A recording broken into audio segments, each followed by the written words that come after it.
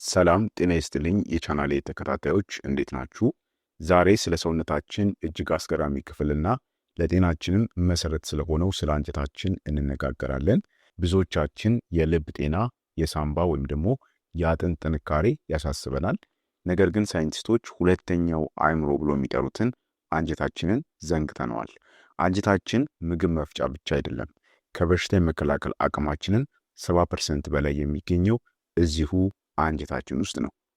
ከደስታችን ከእንቅልፋችንና ከቆዳችን ጥራት ጀርባ ያለው ሚስጥርም ይኸው የአንጀታችን ጤና ነው።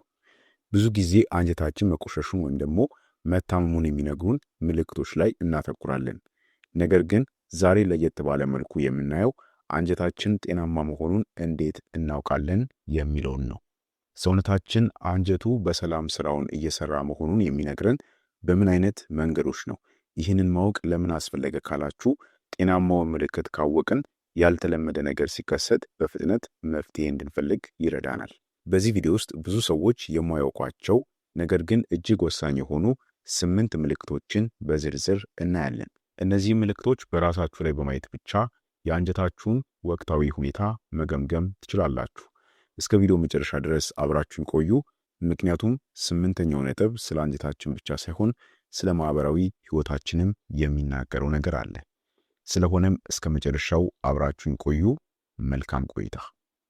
አንደኛውና የመጀመሪያው አንጀታችን ጤናማ መሆኑን የሚነግረን የሰገራ ሁኔታና መደበኛነት ነው።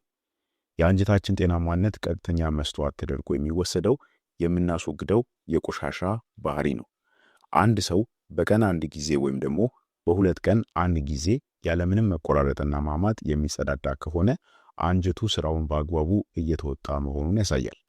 የሰገራው ቀለም በተፈጥሮ ሁኔታ ቡናማ መሆን ያለበት ሲሆን ቅርጹ ደግሞ በጣም የደረቀ ወይም ደግሞ በጣም የፈሰሰ ሳይሆን እንደ ሙዝ ለስላሳና ወጥ የሆነ መሆን አለበት። በተጨማሪም የመጸዳዳት ፍላጎት ሲመጣ ያለምንም ከፍተኛ ጭንቀትና ህመም ቆሻሻን ማስወገድ መቻል የአንጀት ጡንቻዎችና የውስጥ ግድግዳዎች ጤናማ መሆናቸው ትልቅ ማረጋገጫ ነው። በአንጻሩ ግን የሆድ ድርቀት፣ ተቅማጥ ወይም ደግሞ የሰገራ ቀለም መቀየር የአንጀት መቆሸሽ ወይም ደግሞ መቆጣት ቀዳሚ ምልክቶች ናቸው።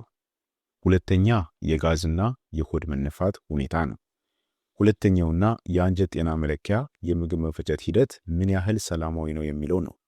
ጤናማ አንጀት ያለው ሰው ምግብ ከተመገበ በኋላ ሆዱ ቀለል ያለና ምቹ ሆኖ ይሰማዋል። ምንም እንኳን በምግብ መፈጨት ሂደት ውስጥ መጠነኛ ጋዝ መፈጠሩ ተፈጥሯዊ ቢሆንም ያለ ምክንያት ሁል ጊዜ የሆድ መነፋት፣ የሆድ መጮህ ወይም ደግሞ ከመጠን ያለፈ የጋዝ ክምችት ግን በአንጀት ውስጥ ያሉ ባክቴሪያዎች መመጣጠን ማጣታቸውን ያሳያል። አንጀታችን ጤናማ ሲሆን በውስጡ ያሉት ጥሩ ባክቴሪያዎች ምግቡን በአግባቡ ሰባብረው ስለሚፈጩት ሆዳችን እንደ ከበሮ አይወጠርም ወይም ደግሞ የምግብ መመረስ ስሜት አይሰማንም። ስለዚህ ከተመገባችሁ በኋላ የሆድ መገለባበጥና መለወስ ማይታይባችሁ ከሆነ አንጀታችሁ የምግብ መፈጨት ስራውን በብቃት እየተወጣ መሆኑን ማረጋገጫ ነው። ሶስተኛው ምልክት የቆዳ ጥራትና የኃይል መጠን ነው። ሶስተኛውና ብዙ ጊዜ ትኩረት የማይሰጠው የአንጀታችን ጤና መገለጫ በውጫዊ ገጽታችንና በንቃታችን ላይ የሚታየው ለውጥ ነው። አንጀታችን ከምንበላው ምግብ ውስጥ ጠቃሚ የሆኑ ንጥረ ነገሮችን ለምሳሌ ቫይታሚኖችንና ሚኒራልስ ወይም ደግሞ ማዕድናቶችን የመምጠጥና መርዛማ ነገሮችንም የማጣራት ከፍተኛ ኃላፊነት አለበት። አንጀታችን ጤናማ በሚሆንበት ጊዜ ቆዳችን ጥራት ያለው ያለ ምክንያት የማይሰነጣጠቅ ወይም ደግሞ የማይቆጣና ከልክ ያለፈ ብጉርም የማይታይበት ይሆናል። በተጨማሪም አንጀታችን ምግቡን በአግባቡ ሰባብሮ ወደ ኃይል ስለሚቀይረው ቀኑን ሙሉ ከፍተኛ የሆነ የመድከም ወይም ደግሞ የመዝለፍለፍ ስሜት አይሰማንም። ስለዚህ ጥራት ያለው ቆዳና ንቁ የሆነ የሰውነት እንቅስቃሴ ካላችሁ አንጀታችሁ የውስጥ ቆሻሻን በማስወገድና ጠቃሚም ንጥረ ነገሮችን ወደ ደም በመቀላቀል ረገድ ውጤታማ ነው ማለት ነው። አራተኛ ምልክቱ የምግብ ፍላጎትና መረጋጋት ነው። አራተኛውና እንዲሁም ደግሞ የአንጀት ጤና መለኪያ የምግብ ምርጫችንና የምግብ ፍላጎታችን ሁኔታ ነው። በአንጀታችን ውስጥ የሚገኙት በቢሊዮን የሚቆጠሩ ባክቴሪያዎች የምንመገበውን የምግብ አይነት የመቆጣጠር ከፍተኛ አቅም አላቸው። መጥፎ ባክቴሪያዎች በአንጀት ውስጥ ሲበዙ ለህልውናቸው የሚጠቀሙበትን ስኳርና በከፍተኛ ሁኔታ የተቀነባበሩ ምግቦችን እንድንመኝ ያደርጉናል።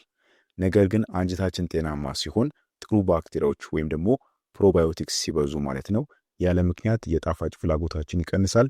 በምትኩም ሰውነታችን የሚፈልጋቸውን ጤናማ ምግቦች የመመገብ ፍላጎታችን ይረጋጋል ማለት ነው። ስለዚህ በየሰዓቱ ጣፋጭ ወይም ደግሞ ግብስብስ ምግቦችን ካላማራችሁ የአንጀታችሁ ማይክሮባዮም ጤናማ በሆነ ሚዛን ላይ ነው ማለት ነው። ስለዚህ ጣፋጭ ሲያምራችሁ ወይም ደግሞ ጣፋጭ የመመገብ ፍላጎታችሁ ከፍተኛ ሲሆን የአንጀታችሁ ጤንነት መታወኩን አመላካች ነው።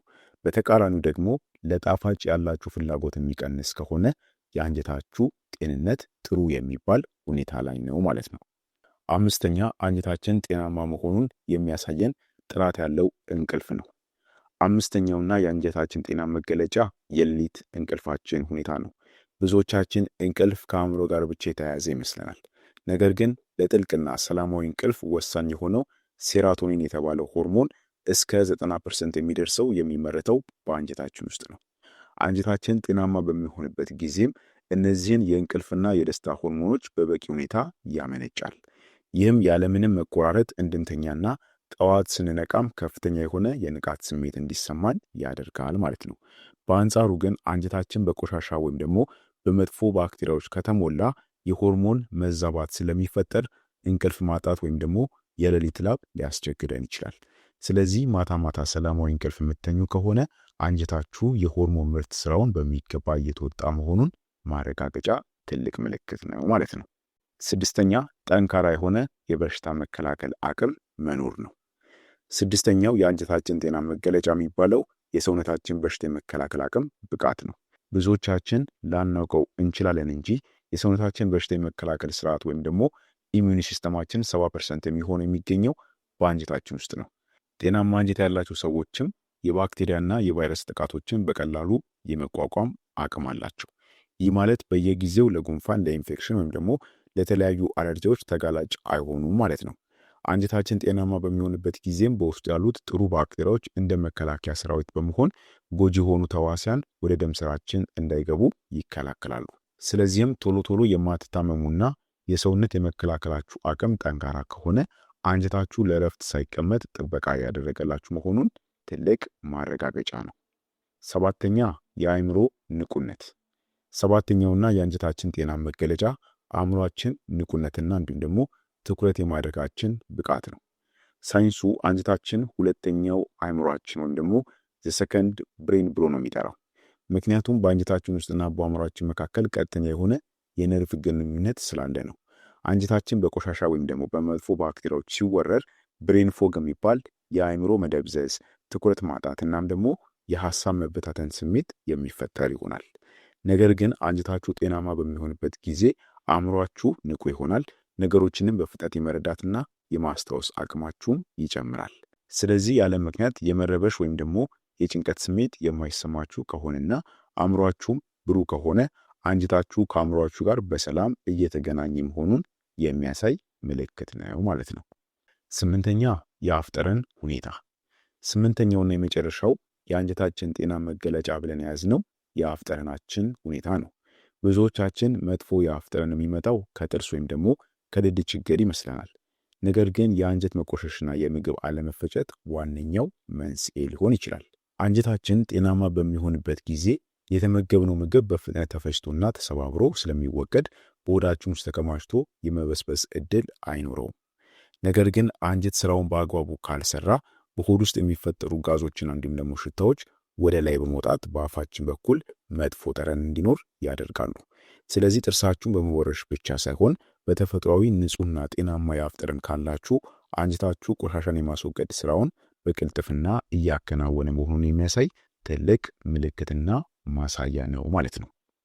ስለዚህ እንዳጠቃላይ እነዚህ 8 ዋነኛ ምልክቶች አንጀታችን ጤናማ መሆኑን የሚነግሩን ወይም ደግሞ የሚያሳዩን ምልክቶች ናቸው ማለት ነው።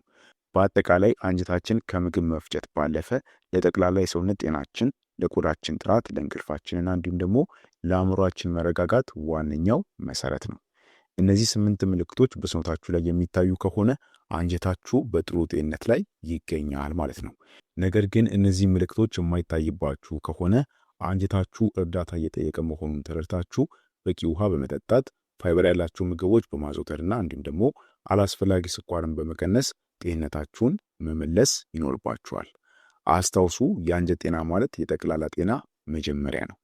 ይህ ቪዲዮ ጠቃሚ ሆኖ ካገኛችሁት ለሌሎችም እንዲደርስ በቅንነት ሼር አድርጉላቸው። ማወቅ ያለባቸው አስፈላጊ መረጃ ስለሆነ ላይክ እንዲሁም ደግሞ ሼር ስታደርጉት ሰዎች ጋር ተደራሽነቱ የሚጨምር ይሆናል ማለት ነው። እንዲሁም ለቻናሌም አዲስ ከሆናችሁ ሰብስክራይብ እያደረጋችሁ ቤተሰብ ሁኑላችኋለሁ። በቀጣይ በሌላ አስተማሪ ጤና ቪዲዮ የምንገናኝ ይሆናል። እስከዛው በጤና ቆዩልኝ። ቻው።